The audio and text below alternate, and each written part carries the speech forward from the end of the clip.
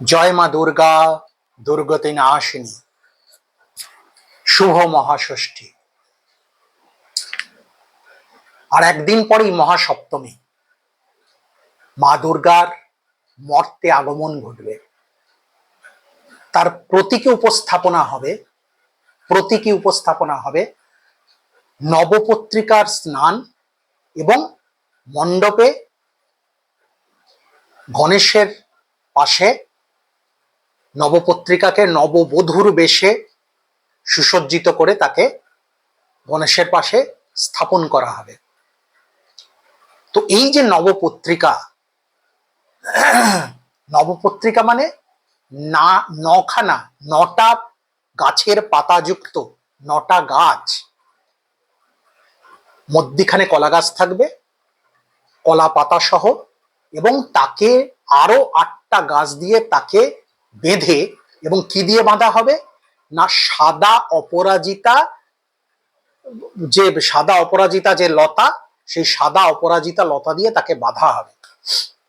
এবারে সেই বেঁধে 9টা গাছকে একসাথে বেঁধে সুন্দরভাবে তাকে স্নান করিয়ে, কাছে যদি গঙ্গা থাকে সেই পূজা মণ্ডপের কাছে যদি গঙ্গা থাকে গঙ্গায়, নয়তো কোনো নদীতে বা কোনো জলাশয় যেখানকার জল স্বচ্ছ পবিত্র, সেই জলাশয়ে নবপত্রিকাকে স্নান করিয়ে তাকে মণ্ডপে নিয়ে এসে স্থাপন করা হয়। এবং এই যে নবপত্রিকা, তার সাথে 9টা গাছ পাতাসহ, এবং তার সাথে 2টো বেল থাকে, এবং একটা সুন্দর লাল পেরে শাড়ি, সাদা শাড়ি লাল পেরে দিয়ে তাকে একটা বউয়ের সাজানো হয় সেই নবপত্রিকাকে, এবং সিঁদুর দিয়ে একদম সুন্দর ঘোমটা টেনে তাকে একটা বউ সাজিয়ে গণেশের পাশে রাখা হয়।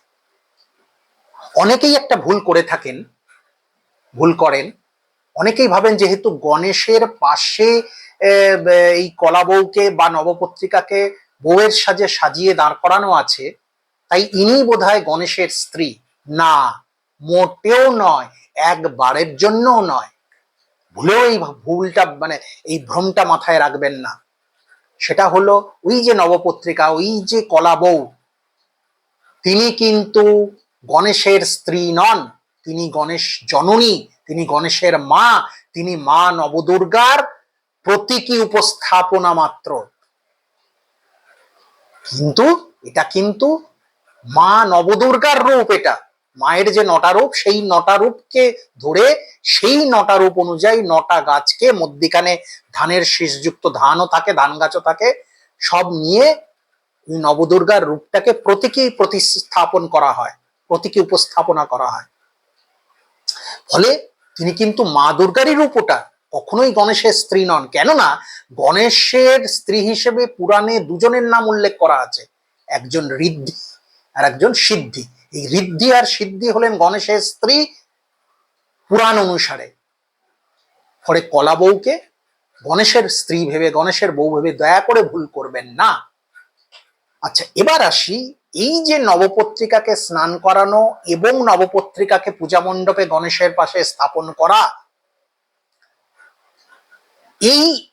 এইটা হয় কিন্তু মহাসপ্তমীর দিন। এটা কিন্তু অন্য কোনো দিন হয় না, মহাসপ্তমীর দিন। এবং সেই জন্যই বলা হয় এই যে নবপত্রিকাকে স্নান করিয়ে স্থাপন করা হলো, সেই সময় মা দুর্গাও মর্তে আগমন ঘটলো। এবারে এই যে নবপত্রিকাকে স্নান করিয়ে মণ্ডপে আনা হচ্ছে, ইন বিটুইন কিছু টোটকা আছে। এই টোটকাগুলো পল্লী বাংলার বহু বছর ধরে, বহু পুরনো টোটকা এটা। পল্লী বাংলার মানুষরা অত্যন্ত ধর্মীয় বিশ্বাসের সাথে এই টোটকাগুলো পালন করে এসেছেন এবং এখনো করেন। অগাধ বিশ্বাস, তাদের অগাধ ভক্তি, সবে কিন্তু সেই মায়ের প্রতি। এবার সেই মায়ের যে প্রতীকী এই যে নবপত্রিকা, তো মায়ের প্রতীকী নবপত্রিকা, তাকে নিয়ে মানুষের একটা সেন্টিমেন্ট আছে, একটা ভক্তির জায়গা, একটা ধর্মীয় বিশ্বাসের জায়গা আছে। সেখান থেকেই কিন্তু বহু বহু বহু বছর পুরনো এই ঘটনা, যে কিছু টোটকা আছে আমাদের বাংলার গ্রামীণ টোটকা, পল্লী বাংলার টোটকা, যেগুলো আমরা পালন করে থাকি, এবং তাতে আমাদের অনেক গ্রহদশা কাটে, অনেক বিপদ কাটে। এবার জানতে হবে যে কোথা থেকে কি টোটকা, কি ব্যাপার। প্রথম কথা হলো, ওই যে নবপত্রিকা, তার আর একটা নাম কলাবউ হিসেবেও আমরা অনেকে ডাকি। আর একটা নামও কিন্তু তার আছে, তার আর একটা নাম হলো পুষ্টি। পুষ্টি, হ্যাঁ ঠিকই শুনেছেন। অর্থাৎ এই নবপত্রিকা সংক্রান্ত যে টোটকাগুলো, পল্লী টোটকাগুলো, বহু আমাদের প্রাচীন টোটকা এগুলো। তো এই যে টোটকাগুলো, পুষ্টি মানে হলো নবপত্রিকা সাথে যে টোটকাগুলো, সেগুলোর মানে প্রথম যে ব্যাপারটা, বিষয়টা হয়, সেটা হলো এই টোটকাগুলো করার প্রথম যে ধর্মীয় বিশ্বাস, সেটা হলো যে কারোর বাড়িতে যেন কোনোভাবে পুষ্টির অভাব পরিবারের কোনো সদস্যের মধ্যে না হয়, পরিবারের কারোর মধ্যে যাতে পুষ্টির কোনো অভাব না হয়, সেই জন্য এই নবপত্রিকা সংক্রান্ত টোটকাগুলো করা হয়ে থাকে মহাসপ্তমীর দিন। এবার দেখুন, এটা কিন্তু অন্য কোনো তিথি নয়, এটা হলো মহাসপ্তমী। এরপরে মহা অষ্টমী, মহানবমী, সবই কিন্তু মহা, অর্থাৎ এই তিথিগুলো কিন্তু অতি বিশেষ তিথি। তাই এই তিথিতে যদি কোনো টোটকা আমরা করি, তবে তার কিন্তু এফেক্ট খুব শুভ এফেক্ট, তার শুভপ্রদ ফল আমরা লাভ করতে পারি বা করে থাকি। তো একটা তো গেল পুষ্টি। এবার আর কি হয়, যেমন ধরুন ধরুন সেই গঙ্গা বা নদী বা জলাশয় পুজো মণ্ডপ থেকে অনেকটা দূরে। এবার সেখান থেকে হয় কোনো সময় ঠাকুরমশাই বা তার সহকারী ঠাকুরমশাই, তারা কি করেন, সেগুলো নিয়ে আসেন, বা কোনো বিপ্র সন্তানদের বলেন যে তোমরা নিয়ে এসো, বা যাদের বাড়িতে পুজো হচ্ছে তারা যদি বিপ্র হন, তাহলে তারা নিজেরা বহন করে নিয়ে আসেন নবপত্রিকাকে স্নান করিয়ে সেই জলাশয়। এবার ধরুন দূরত্ব অনেকটা, তো একবারে তো কাঁধে করে নিয়ে এসে মন্দিরে স্থাপন করা সম্ভব নয়। তখন কি করা হয়, সেই ঠাকুরমশাই নির্দেশ মতো রাস্তার কয়েক জায়গায়, সেই যে রাস্তাটা অন দা ওয়ে, সেইখানে কয়েক জায়গায় স্টপেজ দেওয়া হয়। ঠাকুরমশাই বলে দেন যে এখানে রাখো, ওখানে রাখো। এই যে যে জায়গায় স্টপেজ দেওয়া হয়, তো তখন তো নবপত্রিকাকে নিচে নামানো হয় কাঁধ থেকে, যিনি নিয়ে আসছেন তিনি কাঁধ থেকে নিচে নামান। নিচে মানে কিন্তু মাটিতে রাখা যায় না, কিসের উপরে রাখতে হয়, পান পাতা। সেটা কিছু এয়স্ত্রী পান পাতা বিছিয়ে দেন, তার উপরে সেই নবপত্রিকাটাকে রাখা হয়। আবার ধরুন সেখান থেকে তুলে আবার এক জায়গায় নিয়ে গিয়ে রাখা হলো। এই যে তোলা হলো যখন সেখান থেকে পান পাতার উপর থেকে, তখন যে স্ত্রীরা ওখানে সেই পান পাতা রেখেছিলেন, তারা কি করেন, খুব তাড়াতাড়ি তারা সেই পান পাতাটাকে তুলে নেন, যাতে কারো পা না লাগে। এটা বিশেষভাবে খেয়াল রাখতে হবে। এবার সেই পান পাতাটা তারা তুলে নিলেন, তুলে নিয়ে তারা বাড়িতে গেলেন। বাড়িতে গিয়ে একটা হলুদ শালু, হলুদ শালু কিন্তু মনে রাখবেন, হলুদ শালু, তার উপরে পান পাতাটাকে বিছালেন। পান পাতাটাকে বিছিয়ে তার মধ্যে তিনটে জিনিস দিতে হবে। কি কি?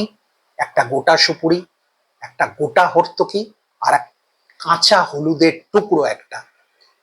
তাহলে প্রথমে হলুদ শালুটা, হলুদ শালুর উপরে পান পাতা, পান পাতার উপরে গোটা সুপুরি, গোটা হরিতকি এবং কাঁচা হলুদের টুকরো একটা দিয়ে লাল শালুটাকে হলুদ শালুটাকে বাঁধতে হবে। কি দিয়ে বাঁধতে হবে? হলুদ সুতলি দিয়েই কিন্তু বাঁধতে হবে, হলুদ সুতলি। ঠিক আছে, হলুদ সুতলি দিয়ে বাঁধা হলো। এবার তাতে একটু চন্দন বেটে, লাল চন্দন তার উপরে লেপন করতে হবে। করে সেই স্ত্রীর বাড়িতে যে অবিবাহিত তরুণ বা তরুণী আছেন, যাদের অনেক দিন ধরে বিয়ের চেষ্টা করা হচ্ছে কিন্তু তাদের বিয়ে হচ্ছে না, নানান কারণে বিয়ে হচ্ছে না, তো তাদের যাতে বিয়ের ফুল ফোটে, সেই জন্য ওই টোটকাটা করা, করে তাদের মাথা ছুঁয়ে সেই বাড়ির যিনি মা বা তার দিদি বা তার বৌদি, তিনি কি করবেন, তিনি, তাকে অবশ্যই স্ত্রী হতে হবে, এবং তিনি যেটা করবেন সেটা, বাড়িতে যে ঠাকুরের সিংহাসন আছে তার পেছন দিকটায় ওটা সযত্নে রেখে দেবেন, এবং প্রতিদিন সকাল সন্ধ্যে সেখানে প্রদীপ দেখাতে হবে। কিসের প্রদীপ? ঘিয়ের প্রদীপ। মনে রাখবেন, ঘিয়ের প্রদীপ, কিন্তু সর্ষের তেলের প্রদীপ নয়, ঘিয়ের প্রদীপ দেখাতে হবে। কতদিন না, যতদিন তার বিয়ে হচ্ছে, সেই তরুণ বা তরুণী যতদিন না বিয়ে হচ্ছে ততদিন। আচ্ছা, এটা তো গেল একটা বিয়ের জন্য। আর একটা কি, ধরুন ওই জলাশয় থেকে যখন নবপত্রিকাকে স্নান করিয়ে সেই বিপ্র সন্তানরা বা ঠাকুরমশাই বা ঠাকুরমশাইয়ের সহকারী বা সেই অন্য কেউ, সেই বাড়ির কোনো বাড়ির কোনো পরিবারের কোনো লোকজন সদস্য যিনি হন না কেন, যিনি নিয়ে আসছেন, অবশ্যই তো তাকে বিপ্র হতেই হবে। তিনি যখন মণ্ডপে উঠছেন, কোনো স্ত্রীকে গিয়েই তার পা ধুইয়ে তার পা মুছিয়ে দিতে হবে, এবং সেটাও নতুন গামছা বা তার কাপড়ের খুঁট দিয়ে মুছিয়ে দিতে হবে তার পাটা ভালো করে।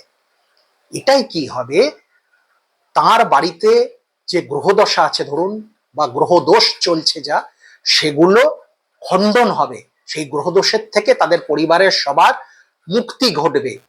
কেননা ওটা কিন্তু তিনি যে পা ধুইয়ে তার পা মুছিয়ে দিলেন, এটা কিন্তু ধর্মীয় বিশ্বাস, যেটা মা কিন্তু দেখছেন। মা কিন্তু দেখলেন যে কতটা ভক্তি সহকারে, কতটা বিনম্র চিত্তে সেই স্ত্রী তার পরিবারের মঙ্গলার্থে এই শুভ কাজটা সম্পাদন করলেন। এটা কিন্তু মা দেখলেন, আর আশীর্বাদটা কিন্তু মায়ের এলো, ফলে তার গ্রহদশা খণ্ডন হবে। তো আজকে মহাসপ্তমীর জন্য এই মহা টোটকাটা আমি দিলাম, যেটা প্রাচীন কাল থেকে আমাদের পল্লী বাংলার ঘরে ঘরে চলে আসছে। এই প্রাচীন টোটকা অনেকেই করে থাকেন, অনেকেই করবেন। আমি কিন্তু এখানে জাস্ট রিপ্রেজেন্ট করলাম এটা, ঠিক আছে? তো এইরকমই আমি আজকে সপ্তমীর টোটকা বললাম, মহাসপ্তমীর মহা টোটকা।